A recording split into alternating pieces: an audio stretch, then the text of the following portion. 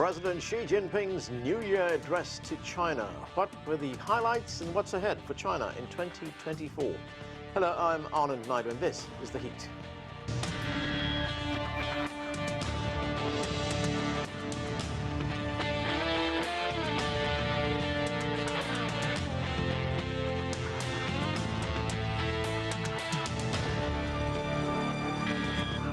Chinese President Xi Jinping delivered his annual New Year message on Sunday evening in Beijing.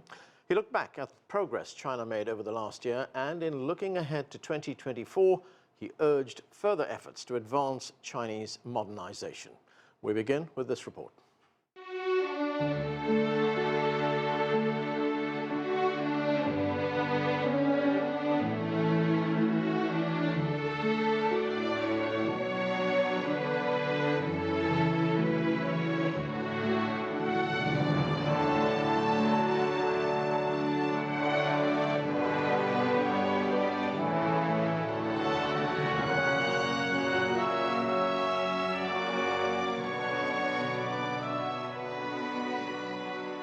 As people say goodbye to 2023, Chinese President Xi Jinping extended his New Year wishes to the country and its people. While reviewing China's achievements in 2023, Xi affirmed the country's economic performance. He highlighted progress in smart and green industries, food production, rural vitalization, and the development of key regions, including northeast China, the Xiong'an area, and the Yangtze River Economic Belt, and the Guangdong, Hong Kong, Macau Greater Bay Area. The Chinese economy has sustained the momentum of recovery. Steady progress has been made in pursuing high-quality development. Our modernized industrial system has been further upgraded. A number of advanced, smart and green industries are rapidly emerging as new pillars of the economy.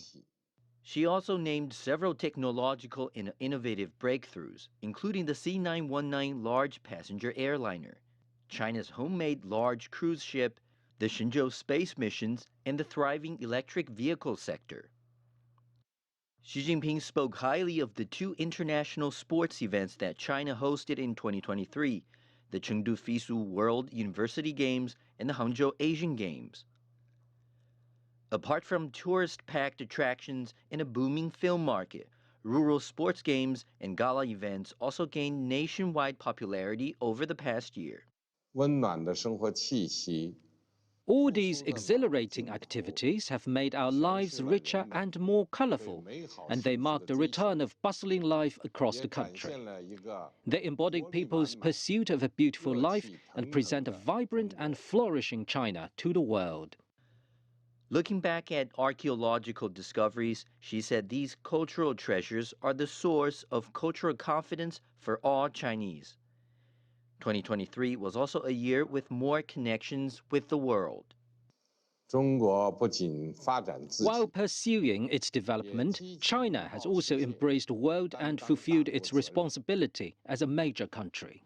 No matter how the global landscape may evolve, peace and development remain the underlying trend, and only cooperation for mutual benefit can deliver. She acknowledged that China has experienced economic difficulties and natural disasters in 2023. He praised the resilience and perseverance of the Chinese people. Each and every ordinary Chinese has made an extraordinary contribution. You, the people, are the ones we look to when we fight to prevail over all difficulties or challenges. Looking forward, Xi Jinping pledged to further advance Chinese modernization and inject more vitality into China's economy. We will deepen reform and opening up across the board, further enhance people's confidence in development, promote vibrant development of the economy, and redouble efforts to boost education, advance science and technology, and cultivate talents. We will continue to support Hong Kong and Macau in harnessing their distinctive strengths, better integrating themselves into China's overall development, and securing long-term prosperity and stability. China will surely be reunified, and all Chinese on both sides of the Taiwan Strait should be bound by a common sense of purpose and sharing the glory of the rejuvenation of the Chinese nation. Xi called for more efforts to make sure every Chinese can lead better lives in a more inclusive and harmonious environment. He also vowed more Chinese contributions to the world. President Xi expressed his best wishes for all the people in China and across the globe as the world welcomes 2024.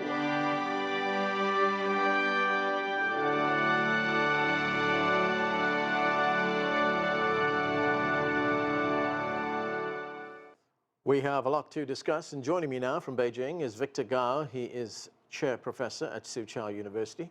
Also with us from Beijing is Einar Tangen. He is a Senior Fellow with the Taihe Institute and the founder and chair of Asia Narratives. Joining the discussion from Chile is Jorge Heine. He is a former Chilean ambassador to China. And with us too from Oregon is Liang. She is a chair professor in economics at Willamette University. Welcome to all of you, and a happy new year to all of you.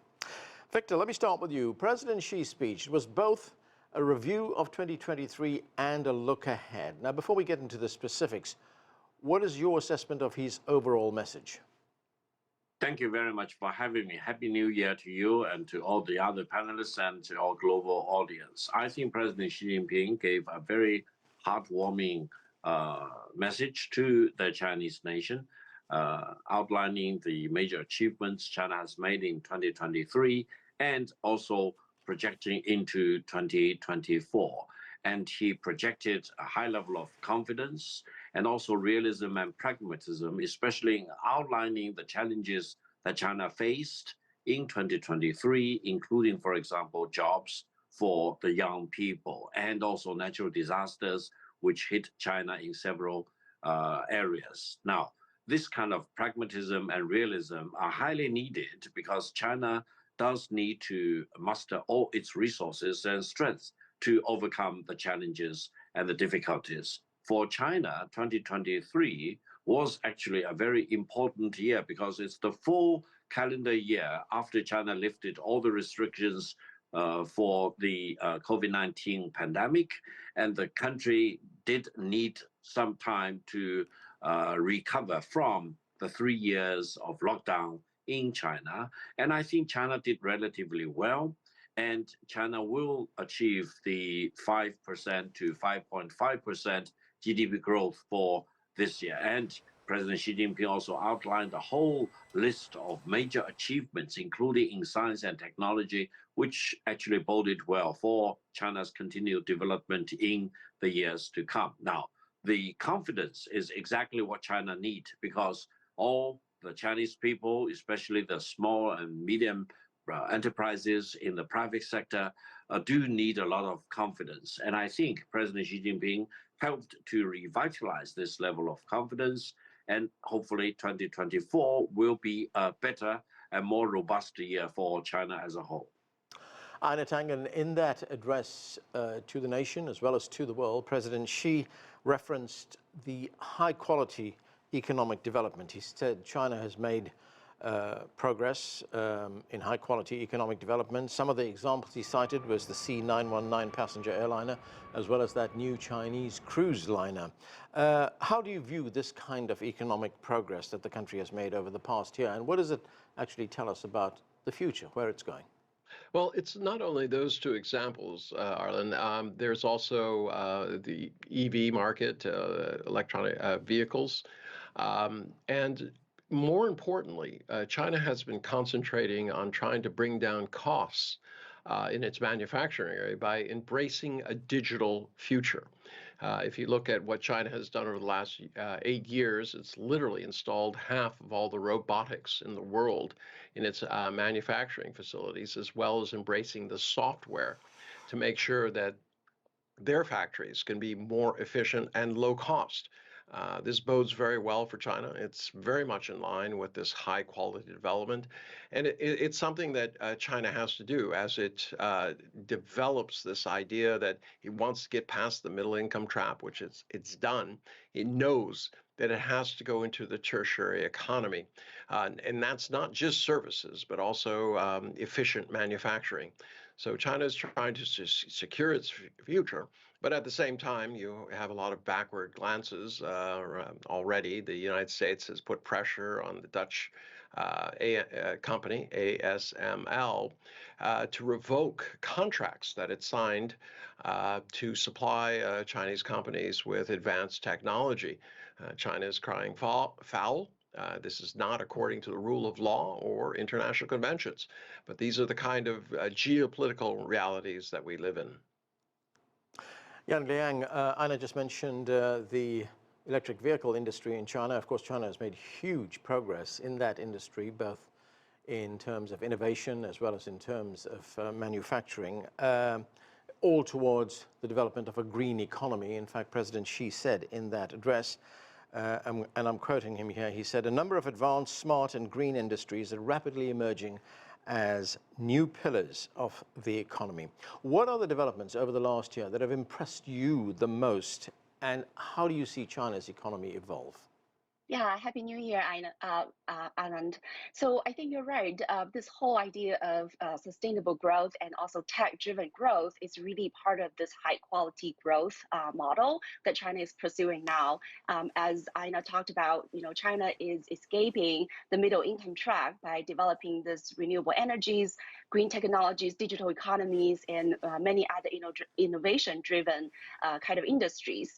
So I think what impressed me the most last year was really the EV industries that is not only really developing very vibrantly at home, but it's also getting out to the world market. It has been selling very well in countries in Southeast Asia, countries in Australia, and also in European countries. So I think that's a great achievement. Not only that shows that China's innovation-driven growth is taking off, but also I think it does a great contribution to the global, sustainable future.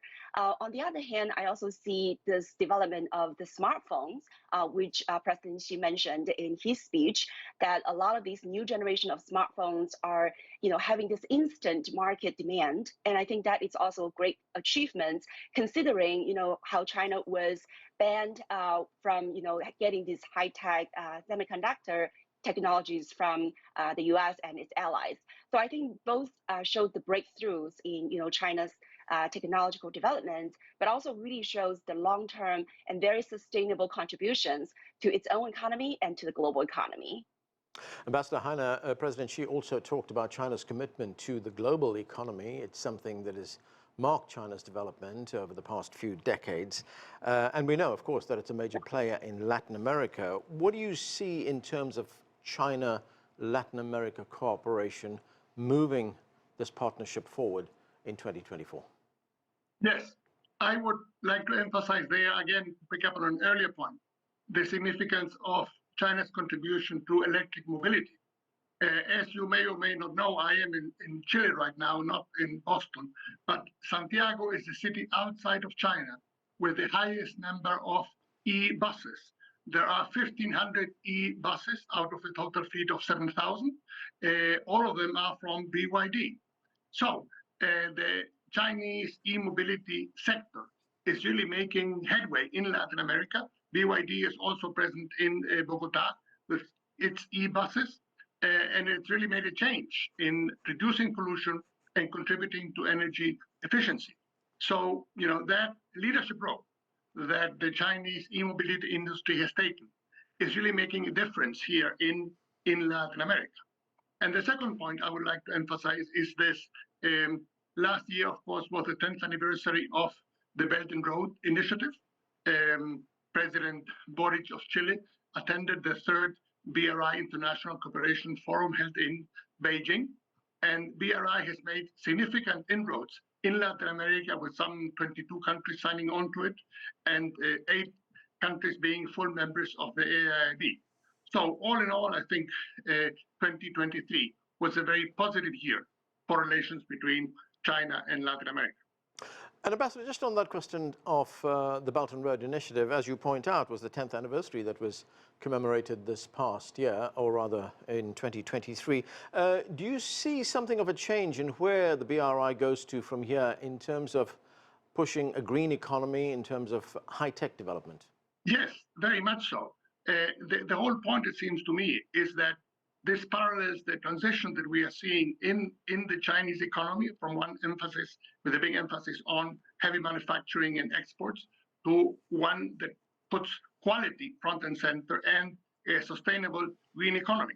And I think what we are going to see in this coming year in BRI projects in Latin America are things very much along those lines. An emphasis on smaller projects, but of high quality and with an emphasis on sustainability and the green economy. Victor, of course, this was a wide-ranging speech that covered a number of issues, a number of themes. President Xi again talked about the Chinese model of peace and development. I mean, how critical is that during the times we live in right now, turbulent times, when we see so much conflict around the world? Well, from the Chinese perspective, you cannot have real development without stability, and you cannot have real stability without peace in the general sense of the word. So for China, defending stability at home and protecting peace in the world are the two important pillars for China's sustained and continued development since 1978. Preserving peace doesn't mean China is in a position to dictate peace for other countries, but it does mean that China does not want to look at war as an instrument of its policy. China always believes that war should be the last resort rather than the first choice of policy matters.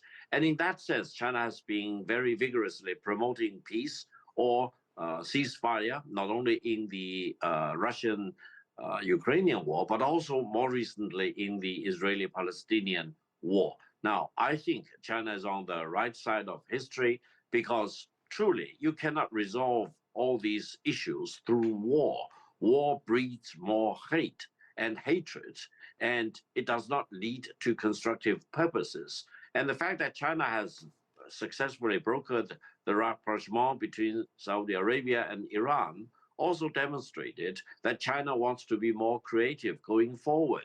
And China wants to make sure that its good relations with many countries in the world can be leveraged to promote peace between countries and among countries. I think in 2024, China will play a more positive role in trying to broker a deal between Russia and Ukraine on the one hand, and also becoming a more firm advocate for the two-state solution for Israel and Palestine.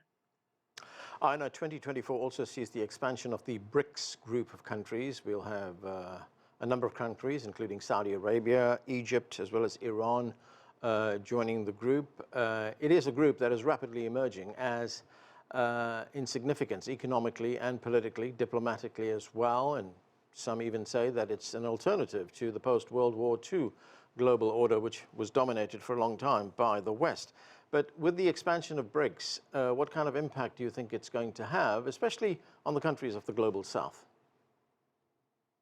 Well, I mean, quite frankly, I like to refer to it as the B10 now. Obviously, Argentina has fallen away. The impact is significant because what you have here is an example of development which goes outside the U.S. norm, which is that you follow the U.S., that you're, in essence, subservient to the U.S. This follows this path where every country has its own realization, its own unique features, and will therefore have its own unique path. And BRICS does not impose any kind of ideological element. They just say, look, security is important, development is important, and respect is important. So in terms of what the B10 represents, I think it represents the future. 3/4 of the world's countries do not want to choose. China is not asking to choose. The BRICS are not asking them to choose. What they're saying quite clearly is that you have to develop your own path, and part of that is joining together with other groups who feel the same. Liang, getting back to the Chinese economy, I mean, how important will China's growing consumer market be in 2024? And will we see more growth in the services sector? Right. I think consumption demand is very important. If you look at this last year's data, 2023, consumption has contributed to 87% of the GDP growth. So going forward, I think China is really trying to promote both consumption and investment and trying to form a virtuous cycle between the two, because you need a consumption growth to consume all the products, all the wonderful, sustainable green technologies and the products that you produce. And on the other hand, you do need investment, so that would continue to drive, technological developments and also provide good jobs, good income to sustain the kind of consumption. So I really see that these are the two sides of the same coin that would help the economy to propel forward. Now, when it comes to the next year, I think consumption will be very important. I think that it's also reflected in President Xi's speech about high quality development and also lifting people's living standards. He acknowledges that there are some headwinds facing the economy. Right, we have this job growth needs for the young people especially, but also he talked about how we need to take care of the elderly as the population is aging. So all of this, I think, still goes back to this whole idea of economic transition. It's a structural change that China on the one hand is going to continue to invest and have that technology and innovation driven growth. But on the other hand, it is going to, help to spend more on social programs to take care of, people's needs. So then it will help to provide more consumption demand for the economy. So that would form a very healthy, I think, growth trajectory that would also, really achieve that living improvements in the living standards. Ambassador Heine, President Xi also talked about deepening reform, opening up to the world. How will those messages be seen in Latin America? And of course, when we have this kind of constant change, it also opens up enormous opportunities for both sides, doesn't it? Absolutely. And let me emphasize the following. What I find particularly interesting about this notion of opening up more to the world is that China has become a big champion of global trade and of international trade. At a time when we see strong protectionist headwinds in the United States and in Europe, China is standing up for international trade and for further improving the current situation of trade, which is facing severe difficulties. The WTO is in crisis, and we need someone to champion the continuation of global trade, and China is standing up for them. The other point I would like to emphasize, picking up on an earlier theme, and that is that 2023 was very much the year in which the Global South came into its own. It did so at the summit of the BRICS in Johannesburg. It did so at the G20 summit in New Delhi in September, at the meeting of the G77 plus China in Havana, and has also expressed itself in the strong solidarity of countries in Africa, Asia, and Latin America with the Palestinian people in the conflict between Israel and Gaza. In that sense, China has been able to connect with the Global South through the BRI and through initiatives like the BRICS and others in a way that other countries haven't. So I think that is an important takeaway from 2023 and from President Xi's speech. Victor, in 2023, we also saw China engage diplomatically, expand its engagement with the rest of the world. No doubt one of the highlights of that engagement was the meeting between President Xi and President Biden that was held on the sidelines of the APEC leaders meeting that took place in San Francisco a few months ago. It was a successful meeting between the two leaders. How does China build on that momentum? Well, the summit meeting between President Biden of the United States and President Xi Jinping of China in San Francisco was truly a very successful event, both in terms of optics as well as in terms of substance.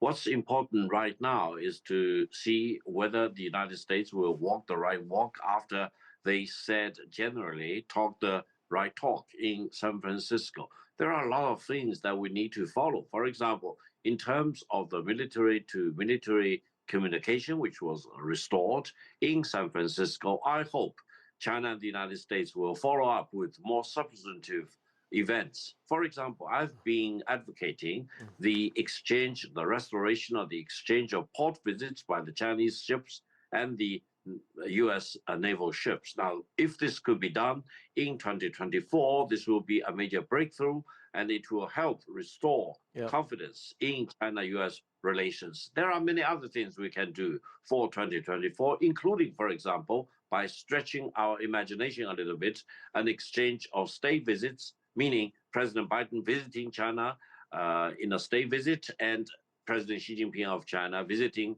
Washington in a state visit. Einar, just on the question of that kind of diplomacy that Victor was talking about a moment ago, this year, 2024, is an election year in the United States. And at this stage, it looks like it's going to be a rematch of the 2020 presidential election between President Biden and former President Donald Trump. But to what extent can domestic politics influence the relationship between China and the United States? Well, you see across the aisle, alignment against Beijing, against China. You have 150 different recommendations that are anti-China being put out by this legislative committee headed by a Republican.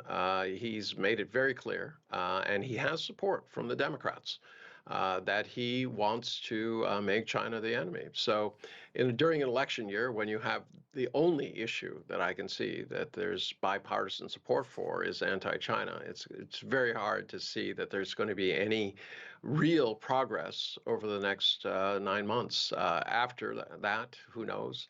Donald Trump has promised to be hard on the entire world, not just China. Biden's policies seem to echo Trump's. So we're not seeing a lot of change. Liang, I've just got about a minute left, but Victor mentioned earlier in the show that China looks on target to meet its growth forecast, just over 5%. But what do you see as some of the major challenges the country faces economically? Right. So I think the challenges are both internally and also externally. So internally, I think consumption demand can still be bolstered, and externally, of course, this de-risking strategy by the United States and its allies are going to continue to try to ban China's access to high tech. So, but I think with all these challenges, as President Xi talked about, we need to have collective actions. We need to have the confidence to cope with all these challenges. And he also pledged deepening reform and opening up. So I think, challenges are always there, not only for China, but also for the global economy, which is expected to grow slower in the coming year, in this year. But that said, I think, with the policy, with the right policy tools and the confidence, and also, this determination, I do believe China is able to continue to grow in the high quality manner. Okay, that's where we have to leave it. Thank you to all of you for being with us. That is it for this edition of The Heat. I'm Arnold Naidu in Washington, D.C.